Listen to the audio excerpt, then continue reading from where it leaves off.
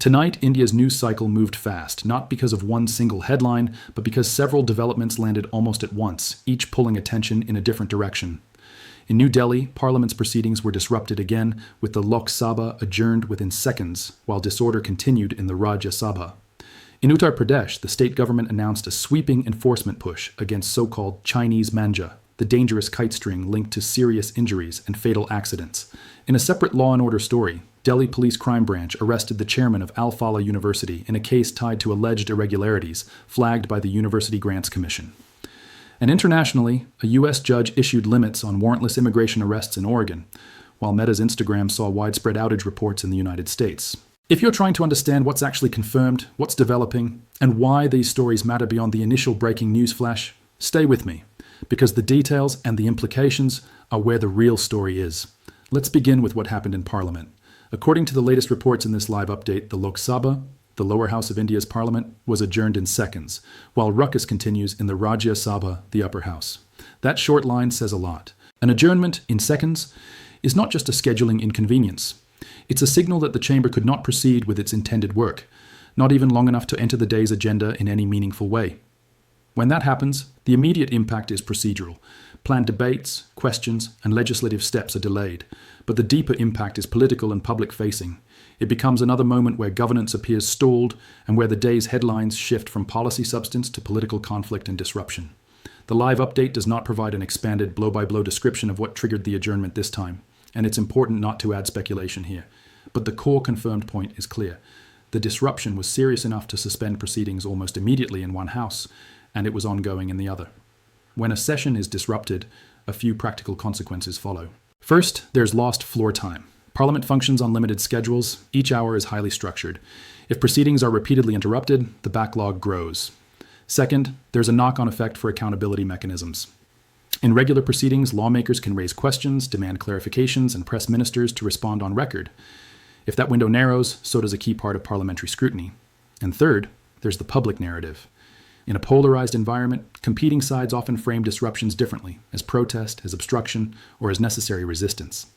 But from the standpoint of public administration, the measurable reality is simply this: the institution struggles to complete its work. Now, while Parliament's functioning drew attention, another story with immediate real-world consequences was unfolding in Uttar Pradesh, and it is centered on a very specific danger that has been discussed for years across multiple Indian states: hazardous kite-flying string, often referred to in public reporting as Chinese Manjha.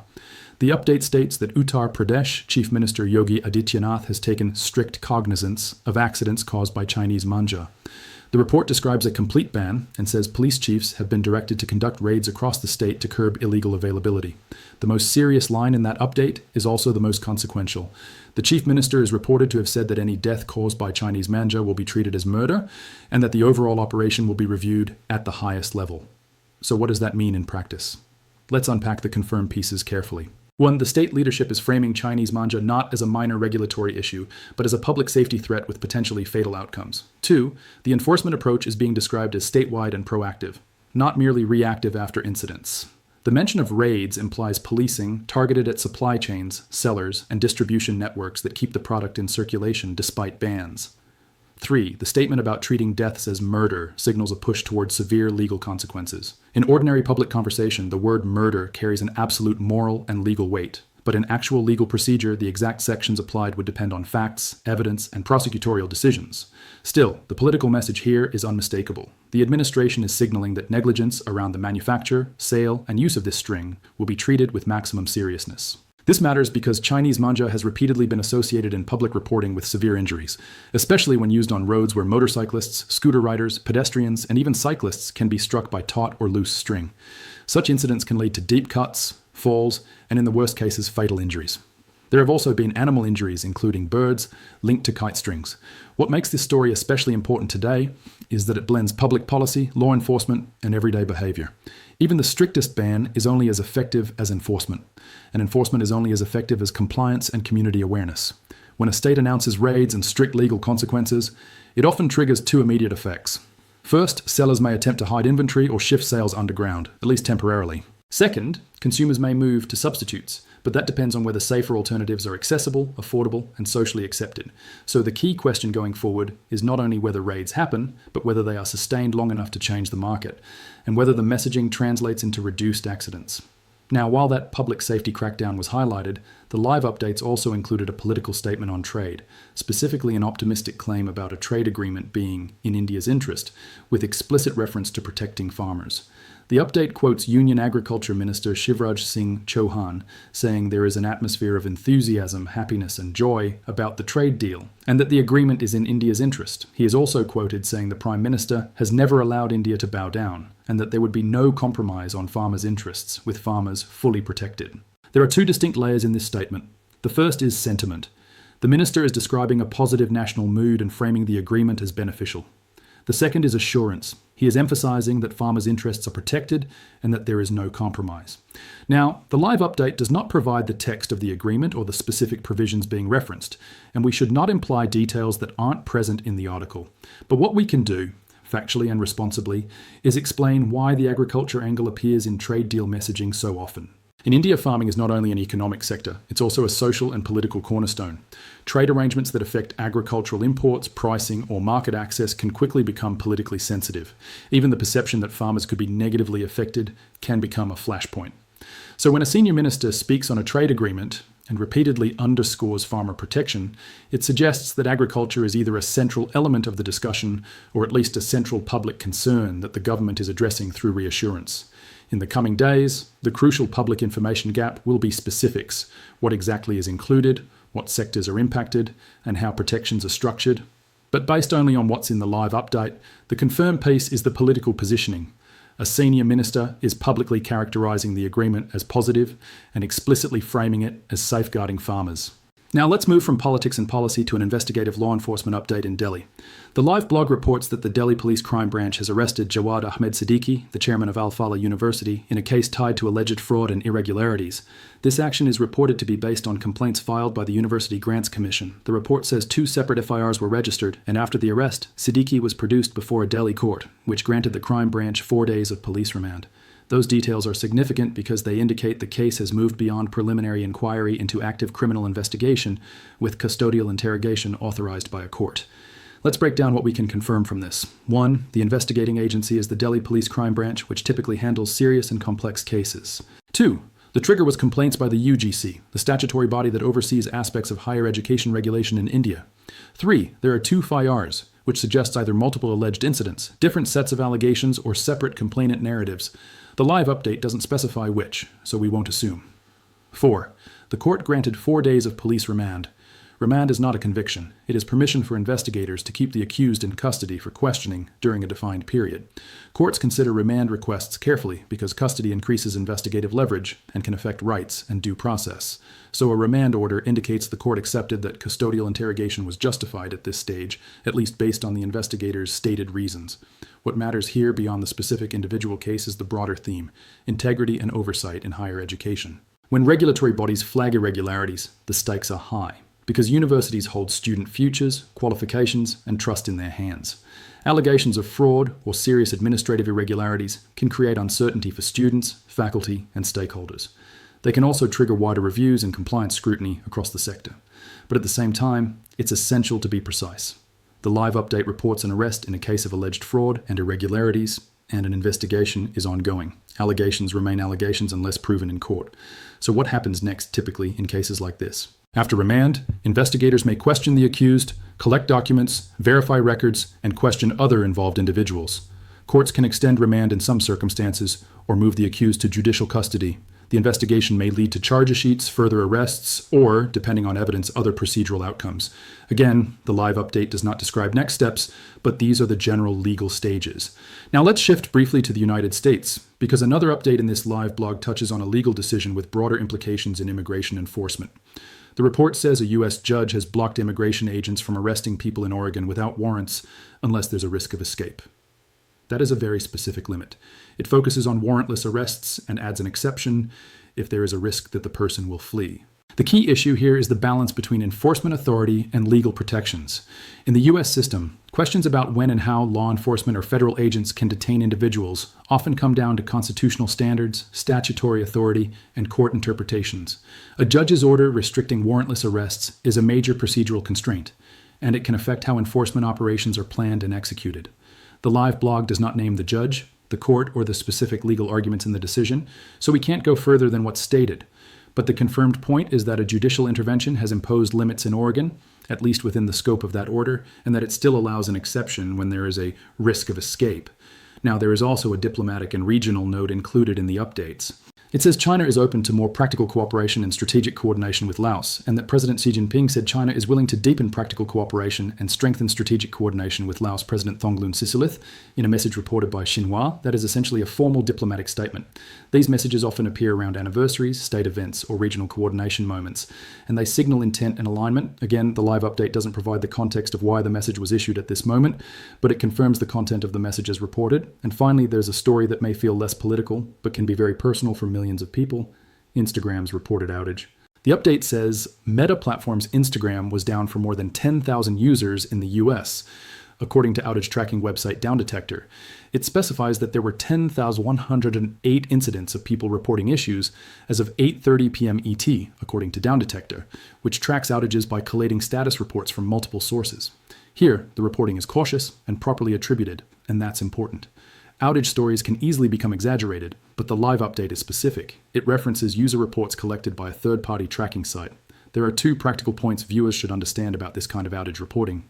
First, Down Detector numbers represent reports, not necessarily confirmed unique users. It's a useful signal that something may be wrong, but it's not an official user count. Second, outages can be partial, affecting certain regions, app versions, or account types, so experiences vary widely.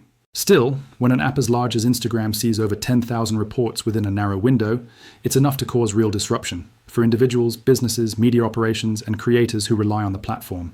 So when we step back from these updates, what does the bigger picture look like? This is one of those news days where multiple systems are under stress or scrutiny at once. A political system struggling to function smoothly, as shown by rapid adjournment and ongoing disruption in Parliament. A public safety system responding forcefully to a product that has been repeatedly linked to injury and death, with enforcement framed as statewide and severe. A regulatory and legal system confronting allegations in higher education with an arrest and police remand. A judicial system in the US placing boundaries on enforcement tactics.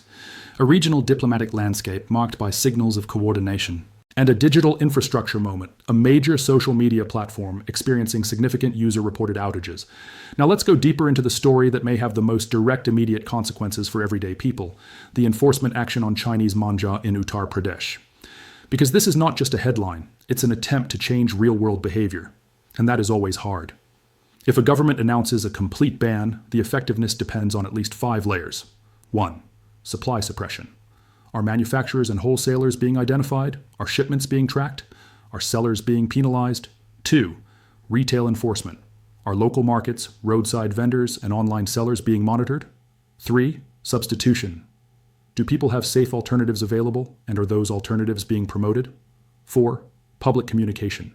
Are people being told clearly what is banned, why it's dangerous, and what legal consequences may follow? 5. Consistency over time. A single campaign around a festival season can reduce incidents temporarily, but lasting change requires sustained action. The live update tells us the Chief Minister has ordered a statewide campaign, directed police chiefs, and set a tone of high-level review.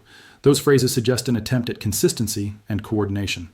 But the line about treating deaths as murder deserves special attention, because the way such a statement is implemented matters. If enforcement becomes overly broad or unclear, there can be confusion and legal disputes. If it is narrowly targeted at sellers who knowingly distribute hazardous material, it can disrupt the supply chain. If it is applied to individuals using the string, it can raise questions about intent versus negligence. Again, the live blog doesn't detail enforcement guidelines. It only signals the leadership stance. But the policy challenge will be translating a strong statement into a legally sound and operationally fair approach. Now let's also address why the Parliament disruption remains important, even when daily life stories like Manjha enforcement dominate. Because Parliament disruption is not only politics, it affects the pace of legislation, the ability to question ministers, the public record of debate, and the government's ability to put forward or defend policy. Even if viewers are not following every parliamentary issue, repeated disruption becomes a structural issue that affects governance. At the same time, it's also a reality that protest and disruption have long been part of parliamentary history, used by multiple parties across decades. The key difference on any given day is context. What is the protest about, what alternatives exist, and how prolonged the disruption becomes.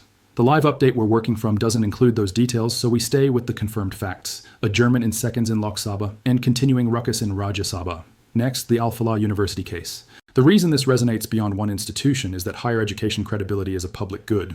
Students rely on recognized degrees, transparent admissions, and legitimate certification processes. Regulatory oversight exists to maintain standards. When the UGC files complaints that lead to FIRs, it indicates the regulator is acting in a way that can escalate from administrative to criminal proceedings. The arrest and 4-day remand are also a reminder of how quickly a regulatory issue can become a criminal investigation. However, it's equally important to emphasize due process. An arrest and investigation do not equal guilt. The legal process will determine the outcome. Internationally, the U.S. ruling in Oregon underscores how courts can shape policy implementation. Even when governments set enforcement priorities, operational details can be constrained by judicial interpretation of law and rights. This is part of how checks and balances work. And similar dynamics exist in many democracies, though systems differ. And the Instagram outage story, while seemingly lighter, highlights dependence. When platforms glitch, communications break, business pipelines stall, and people lose access to communities, services, or audiences. It also underscores how rapidly outage reporting now spreads, sometimes faster than official explanations. Now let's bring all this into a current status snapshot. What is ongoing right now based only on these updates? Parliament, proceedings disrupted. Lok Sabha adjourned quickly. Rajya Sabha still seeing disorder. Uttar Pradesh Manjha enforcement. Ban and raids directed. Statewide campaign announced. State leadership signaling severe legal treatment if deaths occur. Al Falah University case. Chairman arrested. 2 FARs registered. Police remand granted for 4 days. U.S. immigration enforcement in Oregon.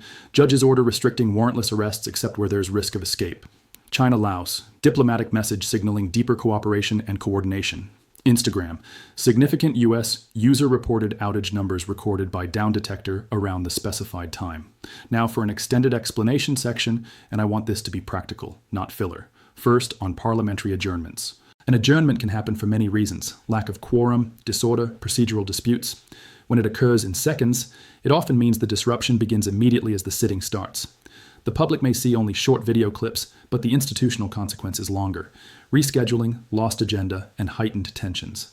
Second, on why Chinese Manjha is treated differently from ordinary kite string. Many safer kite strings are cotton-based and designed to break under high tension. The dangerous variants often involve synthetic materials and coatings, sometimes with glass powder, designed to cut rival strings during kite fights. That performance improvement is exactly what increases danger to people and animals in public spaces. The enforcement focus described in the update reflects that distinction. It is not an anti-kite flying message, but an attempt to restrict a hazardous material linked to accidents. Third, on the legal framing of deaths as murder. In everyday language, murder signals maximum seriousness. In legal systems, murder typically requires proof of intent or knowledge that death was a likely outcome, depending on the statute applied. Governments sometimes use the term publicly to signal deterrence. The actual charges in any case depend on evidence, and courts determine whether charges fit.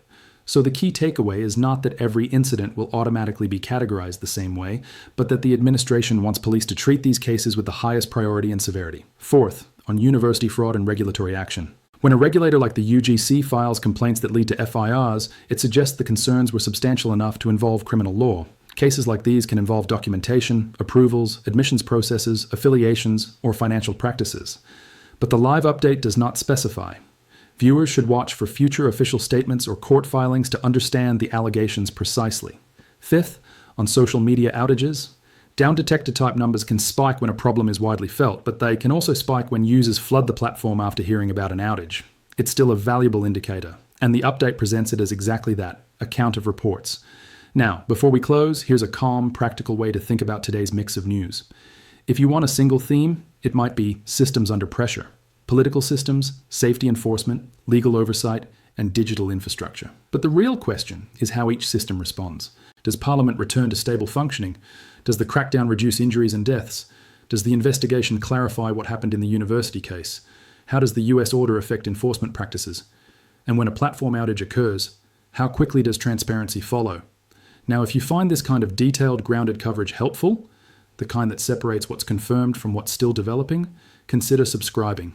And if you comment, I'd ask you to keep it respectful and focused on the facts, because these topics affect real people. I'll leave you with this. On days when headlines are scattered, Parliament disruption, safety crackdowns, arrests, court orders, diplomatic messages, and tech outages, what do you think matters most for a news channel to do? Is it speed or clarity? And which of today's updates do you think will have the biggest real-world impact over the next week? The parliamentary disruption, the Manjha enforcement drive, the university investigation, or the tech outage?